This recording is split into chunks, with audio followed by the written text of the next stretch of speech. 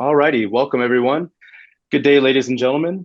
Welcome to today's webinar on the importance of geospatial mapping within the subsurface utility engineering industry.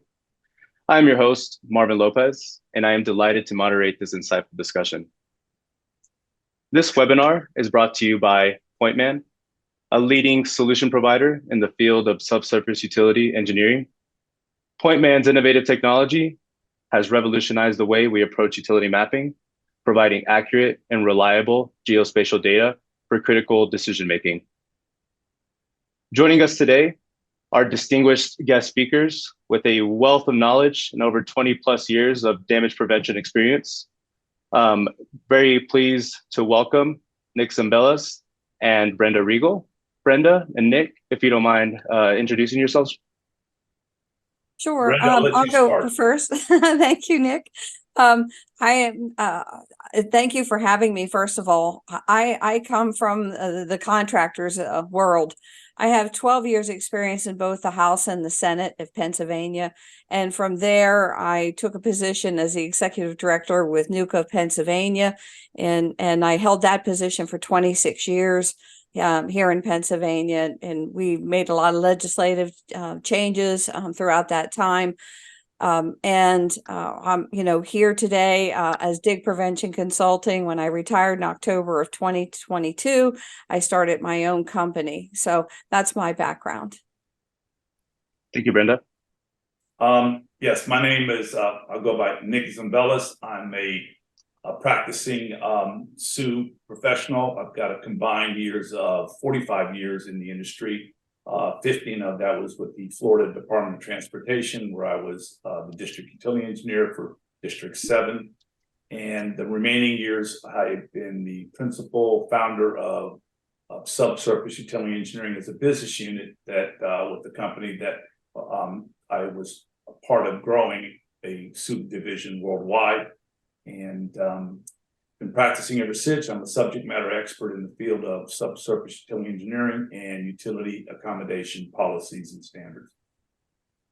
Wonderful. Thank you both so very much for being here.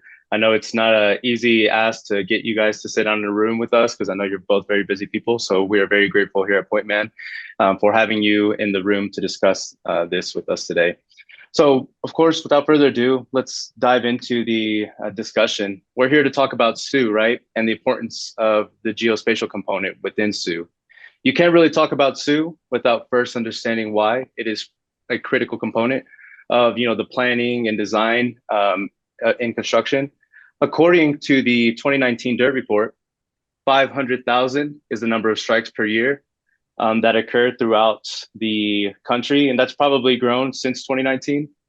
There's an annual estimate of about $10 billion spent to locate underground infrastructure prior to construction. However, there's still about $30 billion of annual estimated impact of underground damages. That can be anything from disruptions to services like telecom or electric, to anything to disasters, hitting a gas line, blowing up a neighborhood, and anything in between that spectrum. This is specifically why SUE as an industry has kind of become a force over the last 20 years. And, with Nick, your background in SUE, can I get a little bit more background about exactly what SUE is, how we got here with SUE and maybe your experience over the last 20 years on working with this issue? Sure, I'd be glad to. As the numbers reflect in the DIRT report, we have seen this in the early years, and I go back into the days that I left college and was in with the Department of Transportation. We encountered quite a bit of delay claims, utility related claims within the Department of Transportation, and it wasn't just unique to the state of Florida. It was unique to other Department of Transportations that were tasked with monitoring change orders, supplemental agreements, and delay claims. And so got to give credit where credit's due. The origins of SUE started in the early 80s without a standard, but it was largely responsible to the pioneer of the SUE practice, which I will recognize always, is SODEEP, and one of its founders, Jim Onspach. They had the vision to see how disciplines of professional services combined can produce a more comprehensive, reliable work product as it relates to utility infrastructure. And they went to the Federal Highway Administration in DC and made their presentation, their arguments of the subsurface utility engineering profession and practice, that this could be a proven solution to help minimize and even reduce utility related damages and delay claims on projects by employing SUE on the project in the early phases of planning and design. So when you look at the last 20 years, I'd like to start where I look at just before those 20 years. Before we had an engineering standard in 2002, which was ASC 3802, we had practitioners that were basically developing their own best practices and their own standard of care, respectively, within their companies. And there were very few. I'd say there was a handful back in the 80s, mid to late 80s and early 2000s, early 1900s, or 1990s. And it was, we developed quite a bit of best practices and standards, but they weren't all uniform, meaning that we had developed different techniques, different means of how we deliver the project, a delivery package. So Federal Highway Administration said, you know, I think it's time for us to, now that we support this process, it's time for us to determine a need for a standard. And so again, along with Jim Ansbach, SODI, Federal Highway Administration, they put together a proposal to the American Society of Civil Engineers with their position statement and their justifications why it is an engineering practice. And the ASC had a panel that reviewed that. And ultimately, their decision came out that, yes, it does warrant an engineering standard, but they also recognized that within that SUE process, it required three very important professional disciplines, that being civil engineering, geoscience, the geophysics aspect of the component of SUE, and lastly, the survey management / surveying and mapping geospatial component. So that developed the ASC standard, and it was ASC 3802. Proud to have been on that committee with Jim Ansbach chairing it. Lively group, a good cross-section of public and private stakeholders. And while we had lively discussions, good debates, ultimately, as one group, we were able to come to consensus and we produced the 3802. Now, that got published in 2002, and that's when the industry and the profession just started to skyrocket. I'll use that term, skyrocket, because now we had an engineering standard to go to our various public and private clients and determine that and tell them that this SUE process is a process now well-defined in the standard guideline of 3802. And so we had, typically when you do an engineering standard, and it varies from different countries, and I was involved in quite a few of the other country SUE standards, but let's start with ASC because that's where it started at, is that, you know, you go through a period of time, and I don't remember if it was 3 or 5 years, you make an analysis after that standard's been in practices, whether it's it stays as is, it goes away, meaning it's not necessary, or that it needs to be upgraded. Well, the committee regrouped again, and we all reached consensus that it needed to be upgraded. And that has ASC has a process for that. And I have to say that the group that we had, the committee expanded to more committee members, but we had now more experience in our various best practices and standard of cares of how we apply the SUE process and the project delivery, that it took longer than that term that ASCE had as a guideline for doing the updating. And it actually worked to be to our benefit. It took 20 years, but within those 20 years, we developed more best practices that worked. We debated those that didn't work, but ultimately after 20 years, we produced, and I'm very proud of Jim, the whole committee, of what we accomplished with regards to that. We now have a very comprehensive ASCE 3822 in which you've got two parts to a standard. I use terms that may not be ASCs, but you've got the part that's normative, which is that's the guideline itself that tells you shall and gives you the specifics of the guideline, the standards and the practices. And then you've got the informative. Well, when you look at 3802, it was more normative and little informative, enough to get you to understand the SUE process and the various quality levels and their purpose. The new standard of 3822 became more normative, but with good content, with the expansion of how you can achieve certain levels of confidence by applying the various quality levels appropriately. But we also seen the advancement of technology come into the picture, not just in the geospatial. We saw it in the technologies, the geophysical aspect, and the engineering from the standpoint of how they manage their projects. So we had now a new standard that had more normative information, but we had much, much more informative. So when you look at the new standard gives us more information, examples, figures, illustrations that helps a practitioner as well as a project owner and the stakeholders of the project owner understand how we would apply certain best practices to achieve some of those informative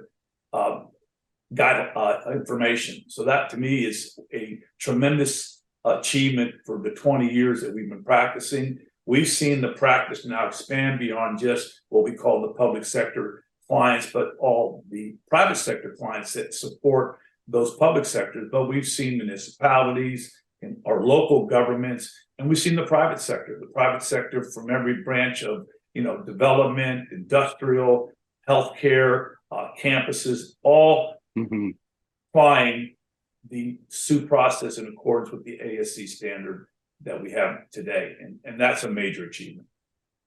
Yeah, 100%. I couldn't agree more. And, I know that there has been multiple ways of kind of approaching this, before the ASC standards, and some of those best practices are still with us today, like including 811. Brenda, you have a lot more experience with that side of damage prevention.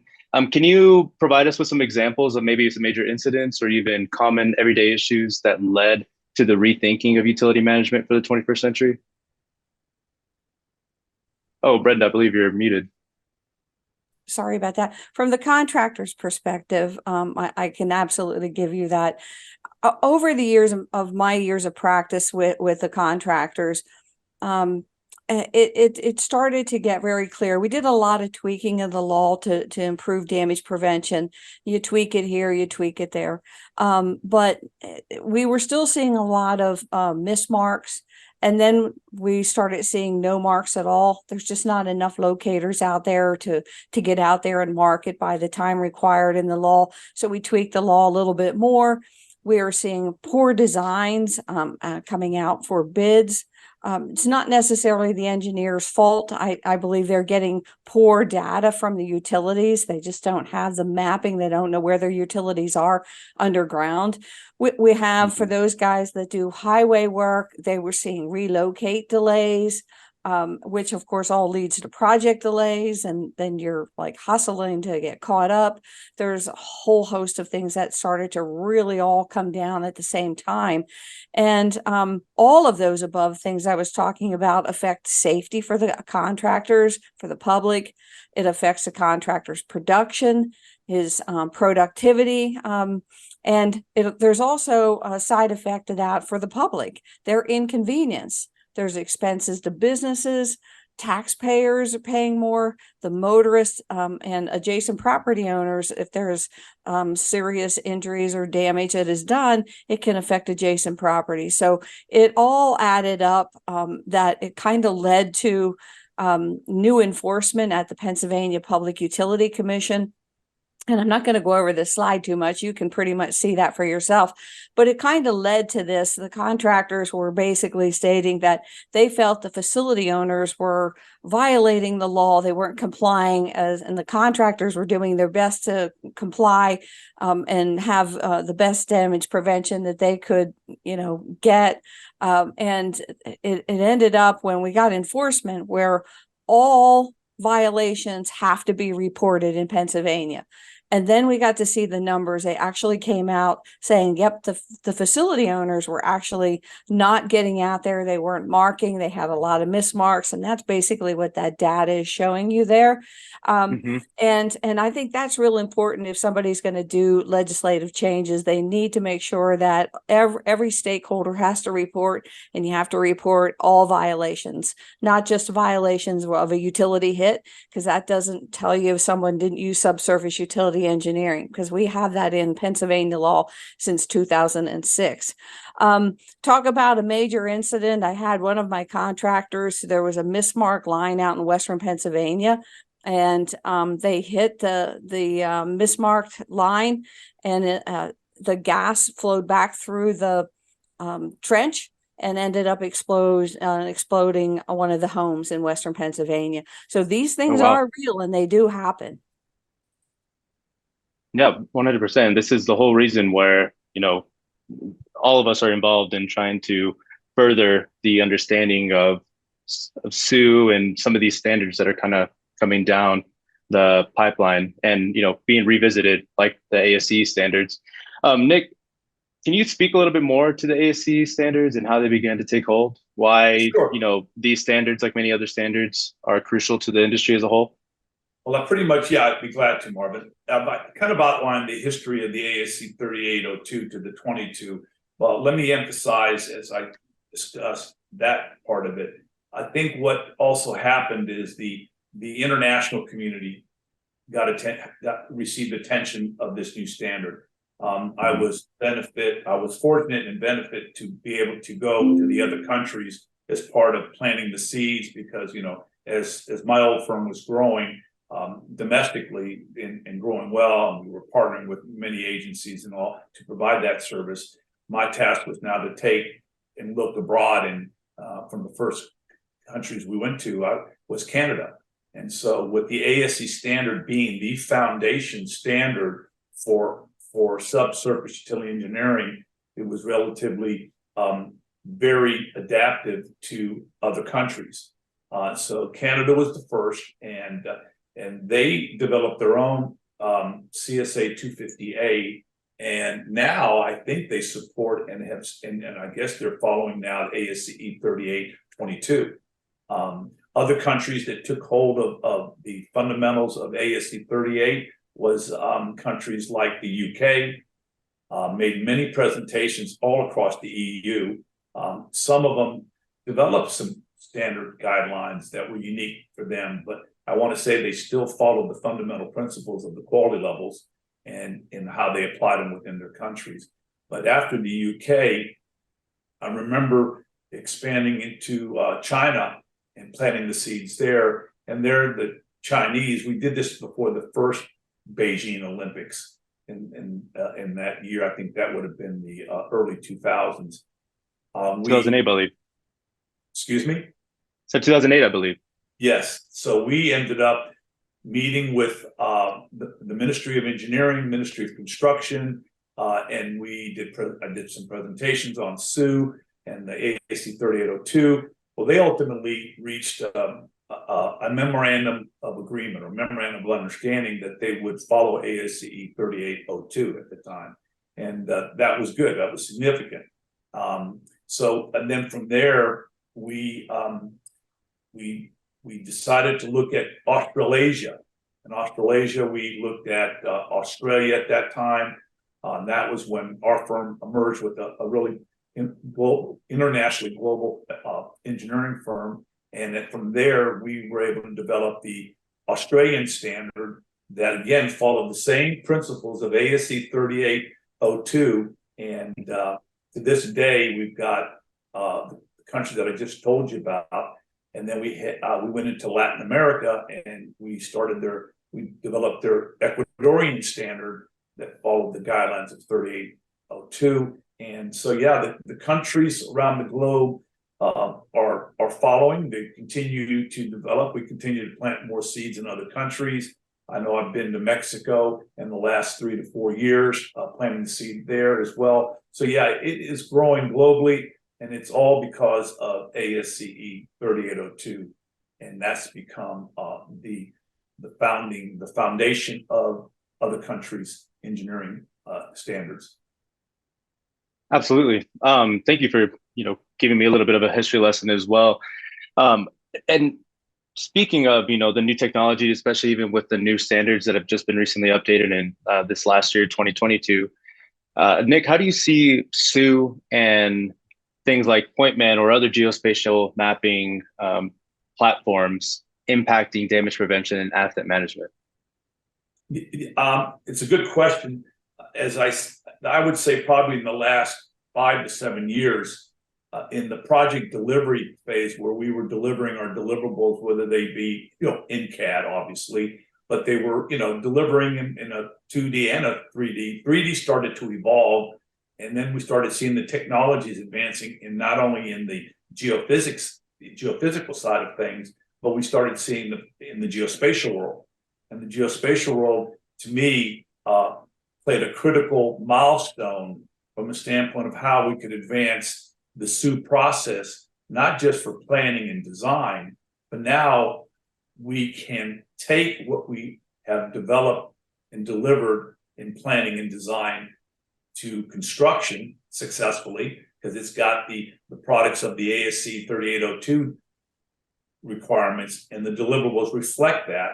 But we looked at now that with the geospatial, the advancements in the geophysical, where they can communicate to one another, they can communicate to the surveying technologies that are collecting the information, and it also coincided with the need for a new standard that has never been produced, which was an as-built standard guideline, and that excited the industry, excited me as a practitioner and an expert in the field, that it's what we needed. We've done everything, and we've learned a lot of lessons learned, both positive and not positive, on how to deliver a good set of design documents for construction to build. But now we shut the light switch off. All right, we've followed SUE all the way through to design. Now we're going to shut the switch off. We don't need SUE anymore. We'll just now go and build the project. And now as the contractor is building the infrastructure and the project itself, and it's got good information, well, there's new utilities going in, or there's existing utilities being relocated. Yet we weren't collecting anything on that information during construction. And with the geospatial platforms such as PointMan that had the ability to collect that information, if it's done in accordance with subsurface utility engineering process, then it made sense. Let's develop an as-built standard that will have guidelines and best practices on how to do that. So turn the switch on, start collecting the information during construction, because that keeps that utility infrastructure in that particular area alive. It's still living. It lived through the construction. It's now reflective in a proper geospatial platform, such as the one we're talking about today, PointMan. And it also allowed us to say, okay, many public agencies, along with 811 call centers, that's valuable information to have.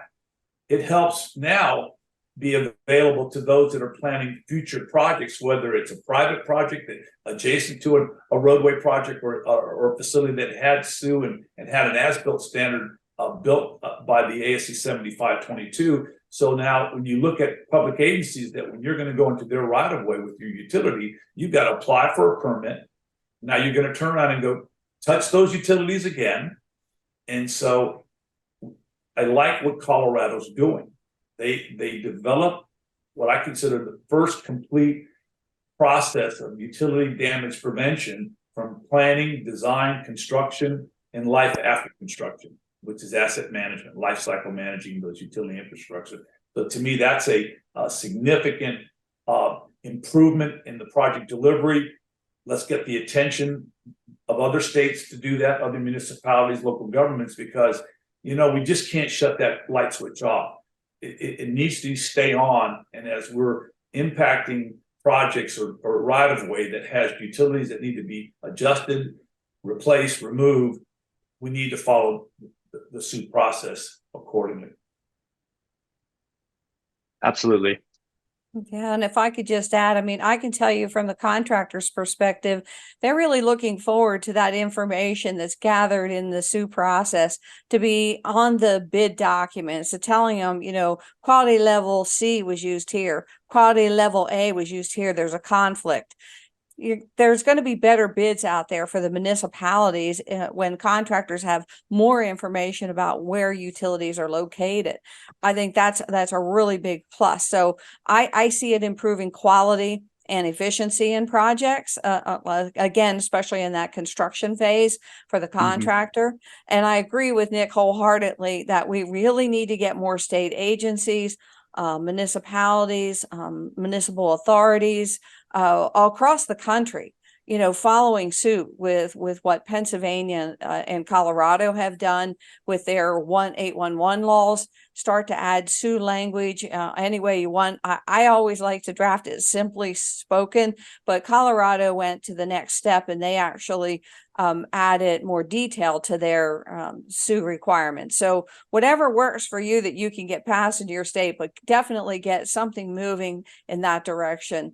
The contractors are looking forward to the geospatial information for the as-builds as they run across utilities that might not have been marked. They're going to be able to use Point Man software and bloop and have that information right up to the engineers and then to the 811 system in Pennsylvania and then out to the facility owners. So it's a win-win-win for everyone.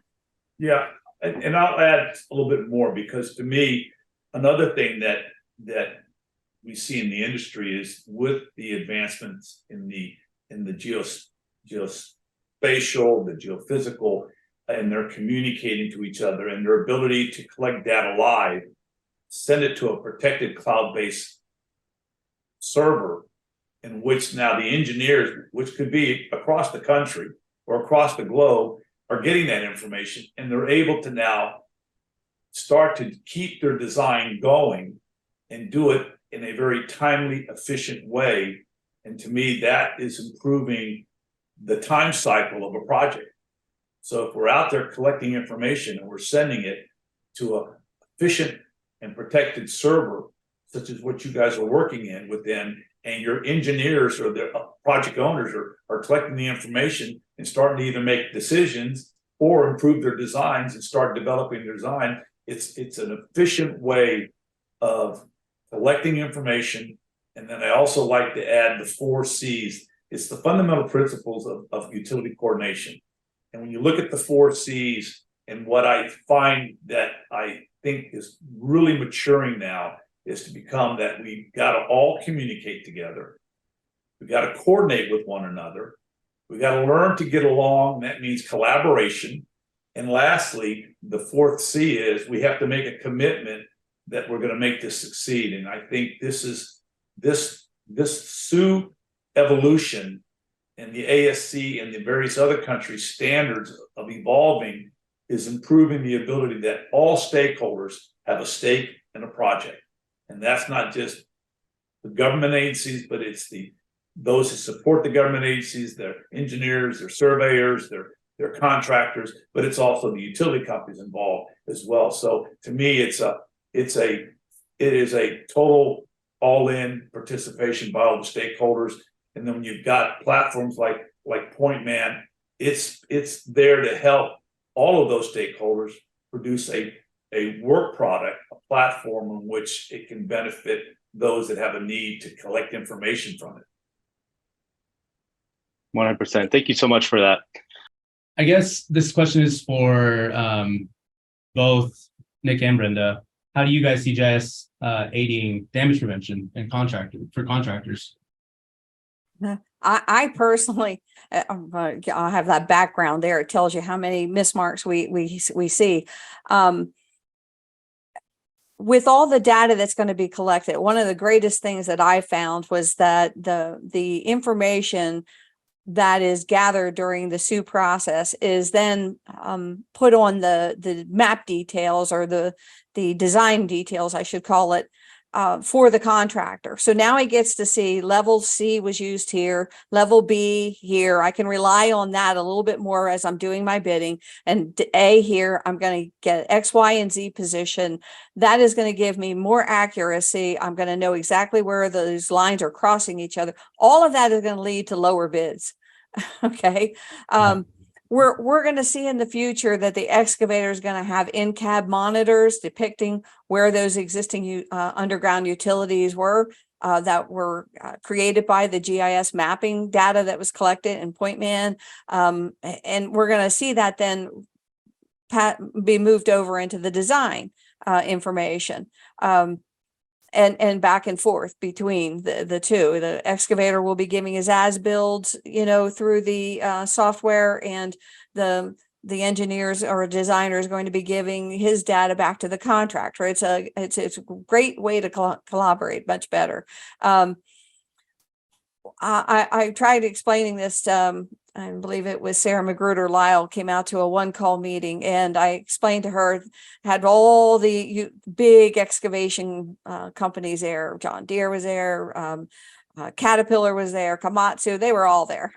And I explained to her that these excavators in the future are going to be able to be programmed to automatically stop excavating within a certain distance of the utility if we get that SUE data and we get the mapping with the accuracy input into a digital platform. So those are really all pluses for the contractors. All of those things add up.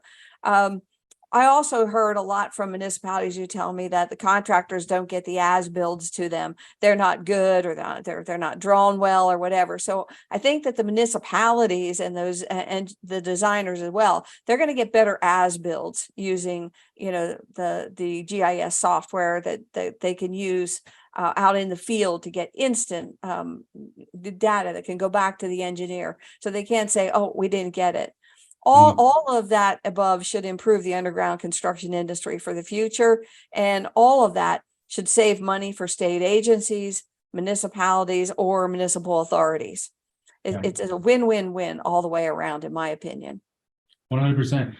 To add to that, I think, tools like PointMan also give this capability of being able to recall this history over and over again. So whether the data was collected today, 5 years ago, as long as we have that data set, then you also have the ability to share that information out with contractors, like you were saying. But they can use a tool like PointMan, and there are other tools out there as well that allow you to kind of stake back to these utilities and essentially update the utility map as you're collecting this information. The important thing is having visibility, right? You want to be able to know what people have mapped out prior, but you want to have a running record of any new installations or updates, maintenance, repairs, anything like that. So I would agree 100% that having that visibility across all stakeholders allows for the decrease of things like utility line strikes, because a lot of people also don't account for what goes into the cost of utility line strike beyond the actual damage to the utility. You're talking about maintenance, repairs of that, but you have equipment rentals and guys standing around, and maybe some fines, the work stoppages, anything like that, or even disruption to local businesses or households that may have other funds that are being interrupted because of a utility being knocked out or whatever it may be. Well, and absolutely, Marvin, downtime is a huge issue with the current situation, the way we have it. And that's what really led me into SUE. I was at a NUCA National one-call meeting in Kansas City in 2020, and a couple lawyers got up and they were talking about downtime, and they were referencing Pennsylvania. Our Supreme Court said that contractors can't be paid downtime. Okay, oh, so wow. We had no option, but we have to go to the legislature if we want to get paid downtime. Well, we've tried several times, had an amendment passed. The political process is they take it back in, reconsider, came back out, we lost. Okay, win one, lose one, that quickly, boom, boom, in an instant. And that's just the way the legislative process is. But the reality there is that we have to do something different. We can't keep doing the same thing. And when I was on the flight returning home, I was like, wow, I got to rethink this. And I pulled a Purdue study out of my file cabinet when I got home. My contractor, who had been my president when I first took over in 1996, was on the CGA board. And when it was, I think they had a meeting in California, he flew back and he brought the Purdue study into me. He said, Brenda, put this in your file. We'll be ready for it in 20 years. Well, he wasn't too far off, actually. I think it's 22 years, maybe 23 now. But boy, he was really close in his number of when he thought we would be ready for it. And it's like, if you can't get downtime, you've got to find something better that you can do. You can't keep tweaking the system over and over and hope to see major improvements when there's new technology that's out there. Nick, what do you think? No, I absolutely agree with you. And not only are we seeing that with the Common Ground Alliance, but Common Ground Alliance has now established a best practice that's following ASC 3802, referencing ASC 3802. We've also got the 811 industry, 811 chapters that are now established, such as Pennsylvania, a user's guide's best practice, referencing SUE, the quality levels, and the American standard. And the other thing I would add to the question that you asked, Marv, it's an excellent question. For me, we have advanced. We have come a long way. We advanced our technologies in every aspect of the engineering, geophysical, geotechnical, with our vacuum excavation units are actually geotechnical units, but now they're robotic. They've got the ability in all sizes and performances. And then you got the surveying technology that's now communicating with Point Man or with other operations, our geophysical equipment. Then you got geospatial platforms such as your firms. And I think this question about how does it help us in damage prevention, it has helped us in damage prevention in the planning design, but we need to improve in it helping us in the construction and then the life of a project after construction of that corridor. So we're there. We've established a standard for that, ASC 75.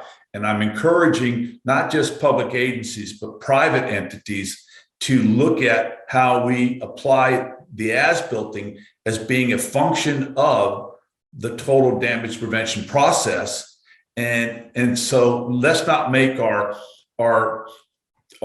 GIS or our geospatial platforms just be let it be live. What's happening is we use it for design, planning and design. And after we've completed that job, we just shut the switch off. And the switch is off and so forth. Therefore, we're not collecting any more information where someone now goes on that project and decides they want to put a utility in. They apply for a permit, but nothing's being collected on that information. So that's why we've got to take advantage now and let this be a total all industry, all stakeholder collaboration and sharing of information, populating the information. The technologies allows you to filter it. So therefore you can filter it, you can assign the quality levels that you feel it is making that. So to me, I think we've got to gain that momentum and take this thing to a full project delivery from beginning to the very end. 100%. I couldn't agree more. And that actually is a perfect segue into another question that I kind of wanted to touch base with you, especially Brenda, since you've worked so much with 811, is why is it that 811, we all see it, it doesn't matter what state you're in. You have some call before you dig is common even in other countries as well. Why is 811 here in the US not the complete answer? 811 has its place. And I don't want anybody to think that Sue's going to ever take over the 811. I don't see that happening. We still need that 811 to come out and mark right before construction starts. But they've always had everything at the tail end. while we're trying to do construction, we're trying to decide where these utilities are. And as Nick will probably agree with me, we have a tolerance zone in every state. So that's not really very accurate. We need to get better accuracy. It will help us pinpoint things. In Pennsylvania, we have a new system. It's been around for now quite a few years. It's called Coordinate PA. And I really, really like the system in the fact that the excavator can go in and he can draw his big box around where he's going to excavate. Everybody gets their notices, electronically. They can see it on a map where all the work is going to be done. And municipalities now, and I believe PennDOT's coming in and bringing all their projects into this Coordinate PA, and everyone can see a project and when it's expected to be done. So you don't have here in my township, we have a state road, and they came in and they paved the state road. And about 2 weeks later, the municipality went out and put a new culvert in along the side of it because they were having such terrible water runoff onto their roadway down lower. So they went into the state roadway and changed the culvert. And it's just like, really? We had this beautiful paving job. Had they coordinated that through this Coordinate PA, they would have seen that the state was going to be paving that road on that date, and they would have gotten their culvert in ahead of time. So, those types of things are happening all over the place, and they're having to resurface beautiful blacktop or asphalt, whatever you want to call it. And then, it's there you have it. You're tearing it right back up. So the coordination of that, and that SUE data going into that coordination program is going to help everyone significantly. And I think that's really the place that we need to be going. We have it in our one call law. We have SUE since 2006. Ours is very generic. When I actually helped to write that, we tried to come up with language that was simple enough for everybody to understand and let everyone make the right decisions. But unfortunately, most people were choosing to just do level D and C instead of moving up the ladder and giving us good quality information with B and A when there's conflicts. So, kind of was flawed. I think Colorado did a better job in that respect. They had Pennsylvania to follow and see our mistakes. And they're like, well, we're going to improve here. So, I encourage other people when you're looking at this, and from the 811 perspective, you need to be able to have your 811 coordinate that information, all that data going in somewhere. It needs to go somewhere for future projects. Nick, what do you, I know you can add to everything that I just added. I think that it'd be interesting to get your perspective on what 811 can. You're correct. And what I've seen in the last, I want to say, 3 to 5 years is 811 in various states are playing a more active role in supporting the need for more reliable information. And how do we do it? How do we achieve that? Now, like Brenda said, 811 was never intended, in my opinion, to be a dial before you design. It was always intended to be a dial before you dig. And to the defense of that practice, dial before you dig, its intent was to allow for the utility through their means of their locators or those that they are contracting with to be able to approximately identify a location of the utility that they'll be marking. And each state had a respective tolerance for what that approximate shall be defined as.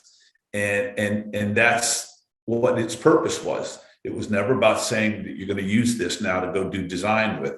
No, you may consider using it if you were just going to put a 4-inch sidewalk and you're not going to disturb anything greater than 4 inches below the ground, or you're just going to do a project that has no impacts of going below so many, deep feet below the ground. And so, but they did come up with design ticket, which was good for our profession, the SUE profession, because we had a quality level called quality level D, which is what is information only.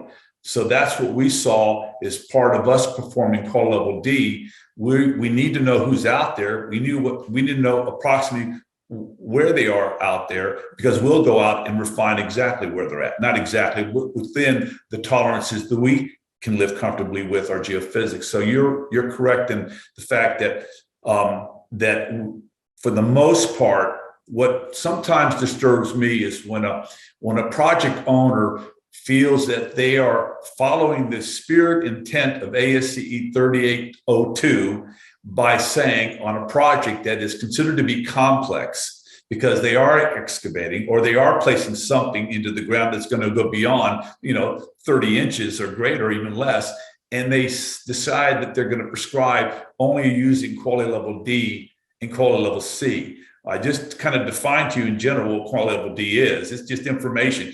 Go do your due diligence, find out what's out there, go walk the site, go record and document what's out there. And then on quality level C, if you follow the SUE process, quality level C is just to do a survey of what you see with your eyes, known features.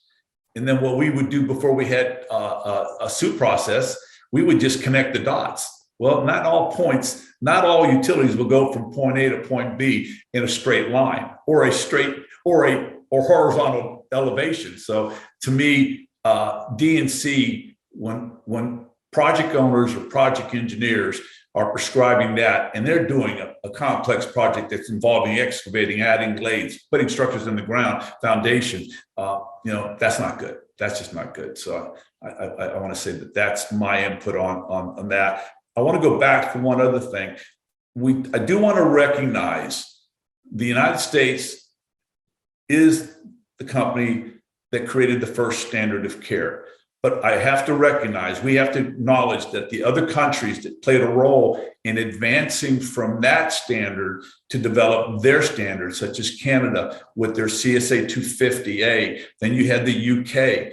Now, the UK, in my opinion, I've said this before and I'll say it again, and maybe up for debate, but they've got utilities that are thousands of years old in Europe. Yeah. And so they have perfected the art of geophysics and applying that for utility infrastructure. And I was honored when planting the seed for using ASCE 3802 that our committee of stakeholders on that, we had a subcommittee just of experienced veteran geophysicists, geologists, that's all they did in their entire career. And most of them were white-haired individuals. And so they have advanced their best practices, and they've also advanced their means of geospatial platforms. Now, I don't know the details of what they're using, but they're advancing. And I give recognition to the other countries, such as Australia, that has advanced theirs. And a little small country of Ecuador has their own engineering standard, thanks to ASCE 3802. And so, yeah, I want to acknowledge them. And I do want to acknowledge, too, the research institutes in the United States and other countries. If it wasn't for organizations such as ASTO, TRB, and others that are invested in improving, advancing technologies in the practice of transportation or infrastructure, give credit to them, because they invested in making changes, advancing in working with smart minds to improve technologies, improve the equipment that we use. And in other countries, I give credit to the UK. UK had Mapping the Underworld, in which they had some very talented engineers, geophysicists, geospatial surveying, and from there they did a project called Mapping the Underworld. And then the next thing, they had another research project was assessing the underworld about sustainability, where those utilities are. So I want to recognize, thanks to the United States and ASCE 3802, a lot of countries have advanced their bar as well.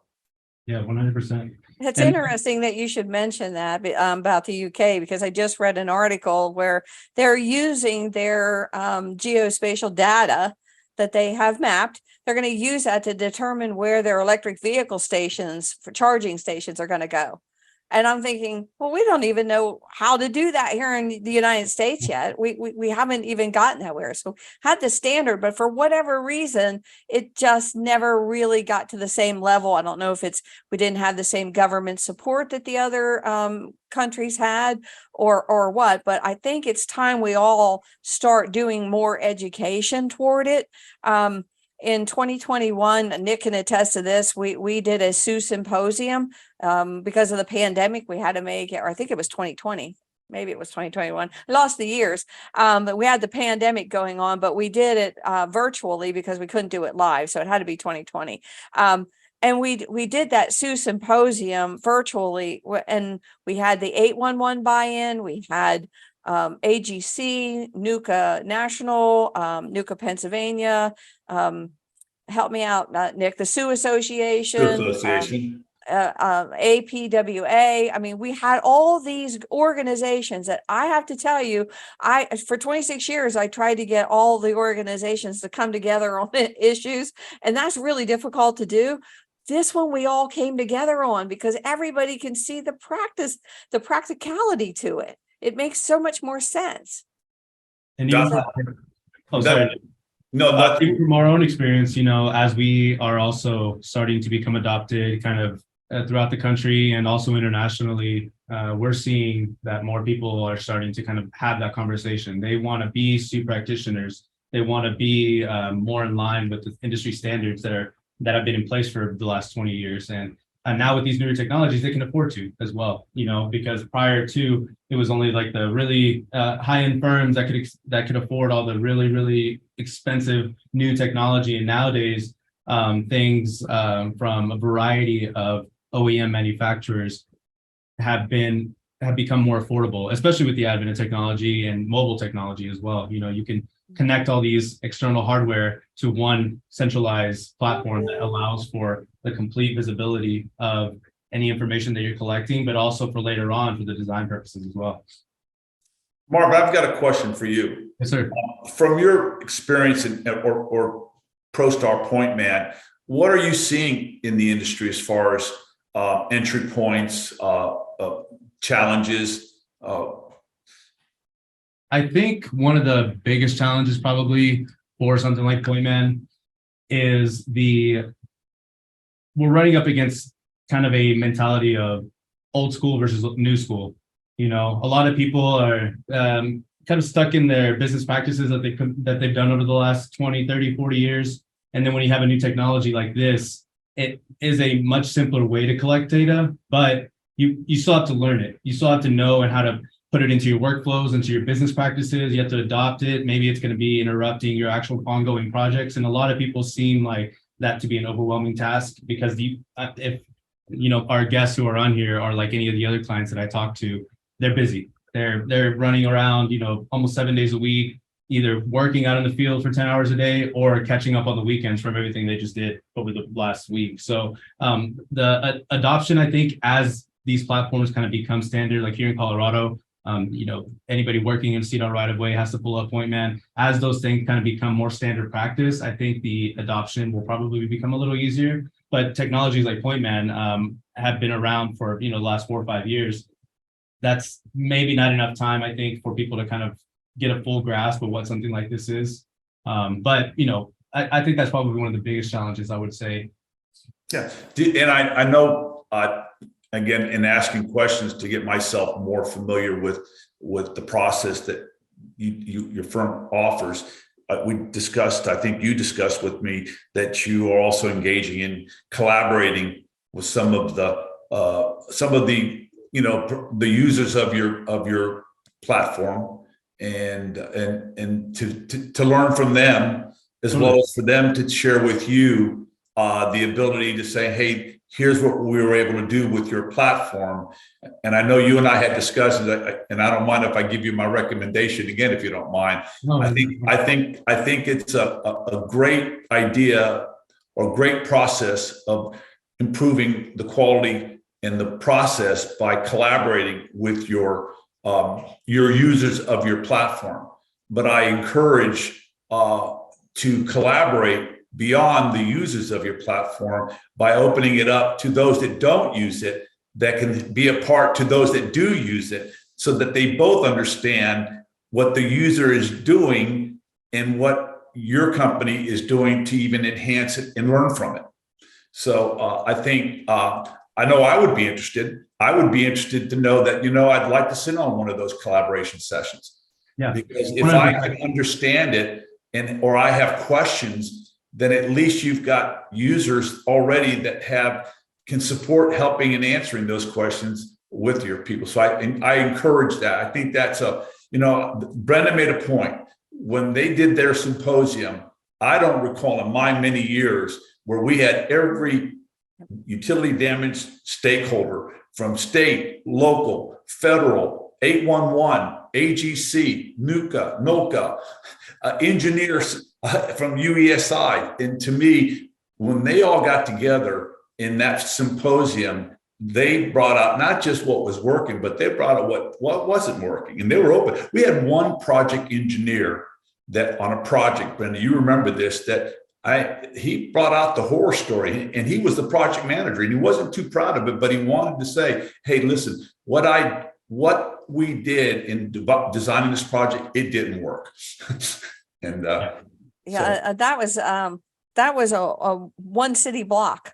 And I think they ran into every utility. I don't know that they necessarily hit it, but they encountered, and they hit some and they encountered some others, but every utility that was in the ground, they located with some means. And he was like, one city block, I think they estimate they could have probably saved about $16,000 on that. And I believe that Nick said that didn't take in the traffic and the public's, the economic losses to the businesses in that area in downtown, in the downtown part of the city. So, but that took a lot of bravery, in my opinion, on their part to come forward with that and show that. I think that, kudos to them for doing that. And I'll just end on my part with that.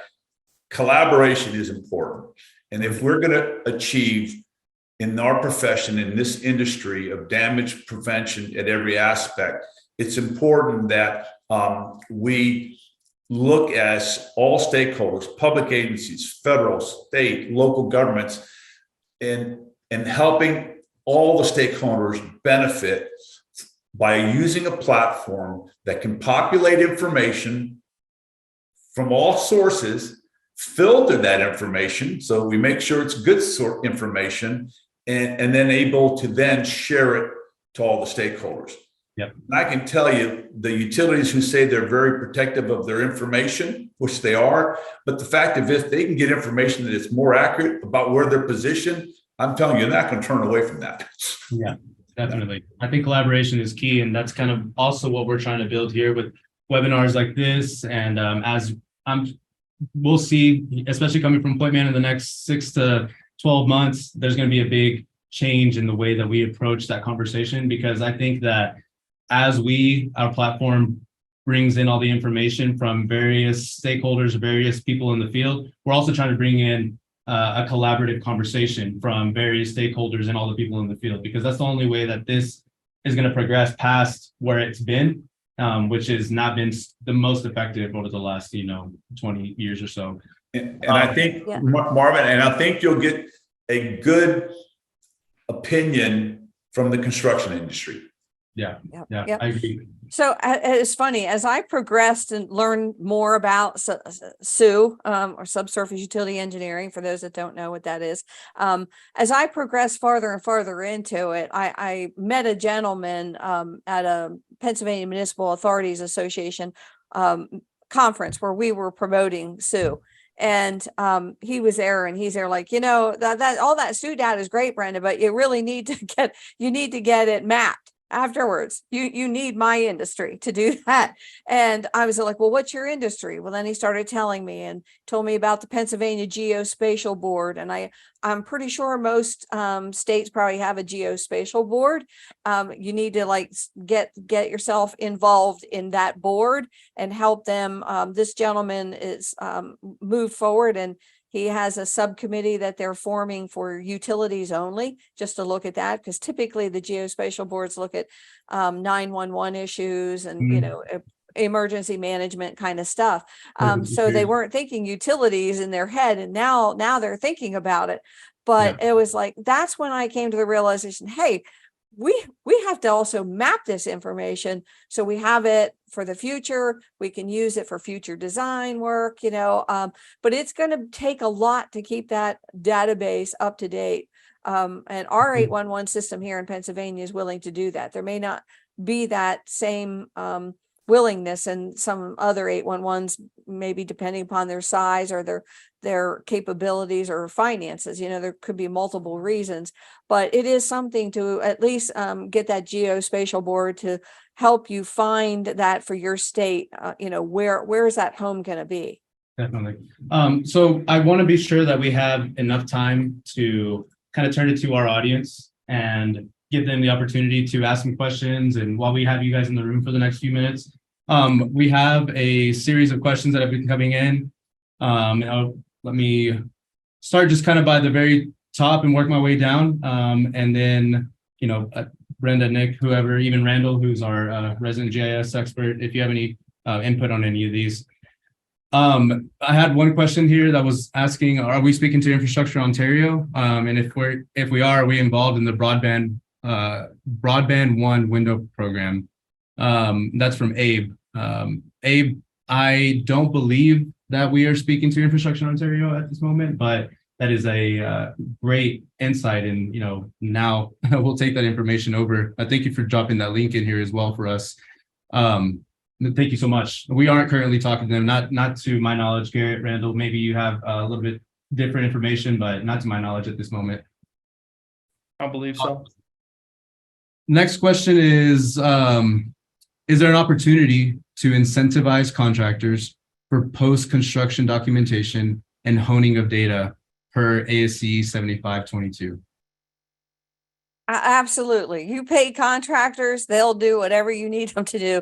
But I actually have been educating the contractors at both the national level and Pennsylvania level. I'm now members of, since I've retired, I'm members of multiple contractor associations. So I'm reaching out to all of those, and we will be doing training for those contractors on ASCE 7522.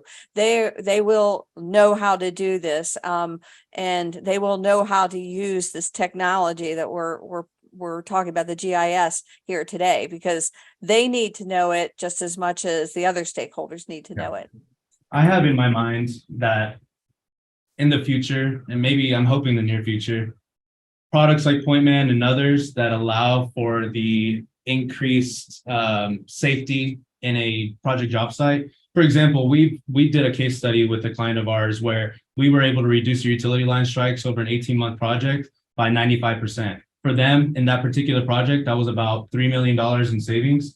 And the way that we look at this is, as laws progress, also industries change. So back in the day, seatbelts weren't a requirement, and now you get a discount on your car insurance for being a safe driver, for wearing your seatbelt, for not getting pulled over. So I like to think of PointMan as, in that sense, and other technologies where if you're using these technologies that help you reduce utility line strikes and become safer on a project site, then why wouldn't insurance and other people who have a stake in utilities being destroyed, why wouldn't they want to come in and adopt something? If you're a user of a system like PointMan, here's your discount, here's your safe driver discount, that kind of thing. As far as incentivizing contractors, I think would be a great opportunity for us to kind of jump in there and say, hey, this is a product that can show that we can improve safety on a job site. And if contractors are using it, then maybe their insurance is a little bit discounted or something like that. I think that would be a really good way to incentivize. Yeah, the safety side of that should bring their mods, as their mods go below 1, their insurance costs go down. So the lower they can get that mod, the happier contractors are. Exactly. Plus, we'll have better data as well. Yes. So we have another mention here. I think it was just talking about in the UK. The UK uses a platform nowadays, which is called the National Underground Asset Registry. This pulls together on one platform statutory records. This participant also noted that, however, the same issues remain regarding the accuracy of statutory records. Yeah. They also have got, I think, if I'm not mistaken, the National Grid is another platform, and I may be wrong, but the National Grid. And I do know that past 128, which is their equivalent to their ASC 3822, because they've done we did another upgrade of that, and I participated on that. Is they are working closely with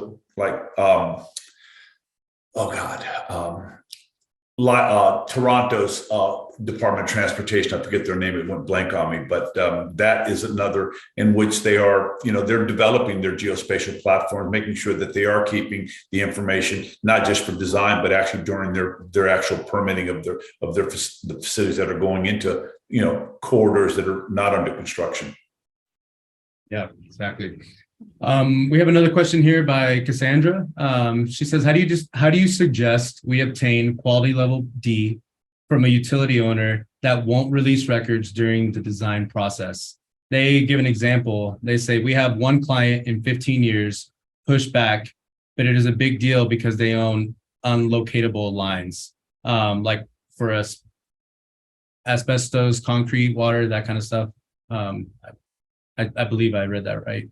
So I guess the question is, how do you suggest people obtain quality level D from utility owners that won't release records during the design process? You want me to start, Brenda? You want to start? Yeah, no, I'm going to let you go that one, and we'll see if I think you're going to answer the same thing I am. Yeah. Well, you try to encourage them, and it sounds like this person hasn't been successful. If their gathering of that quality level information is involved with the public project owner, such as, for example, the Department of Transportation or a county or city, the way to incentivize them is tell them that we need that information for the purposes of public health and safety, as we're about to design this project, and then start with that person who's asked and saying, if your firm takes or your agency, utility company takes the position of non-complying with our request, then it leaves us no choice other than to suspend permits, stall your permits, and prevent you from any future access to be within our public right-of-way. And we did that, not a lot, but we did do that with the Department of Transportation. And I guess their concern is they don't want to divulge their information, because if it's positioned, well, we're ultimately going to find the position of that utility.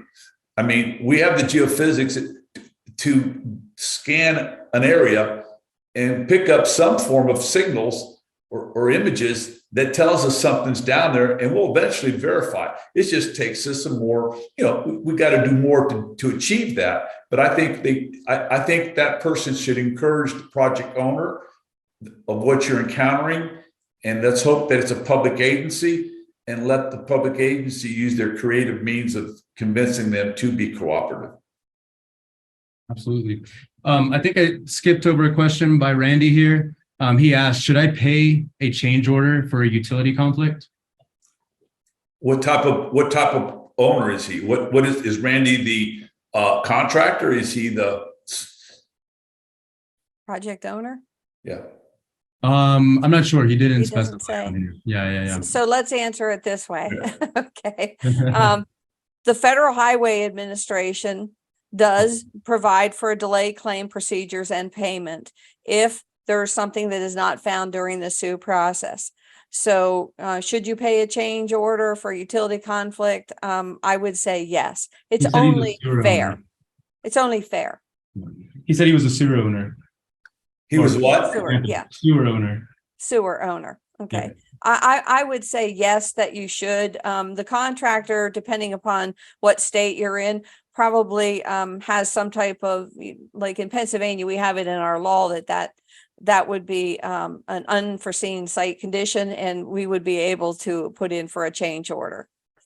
Okay. We also have it in our law that if he can't find it, the utility doesn't know where their utilities are. Our contractors in Pennsylvania get compensated to prudently hand dig till they find it. Yeah, well, let me give you another answer and take it from now that I know that this person is the owner of the sewer line.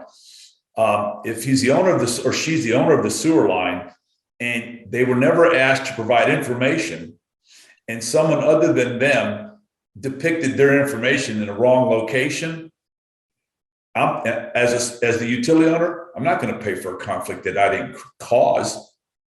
If you had asked me to provide you information and I gave you just approximate information by an old drawing, again, it's not up to me to tell. I can tell you, here's the information, and it's only approximate. But I hear this person may not have even been asked for his information on that utility. So it's not his fault that it created a conflict.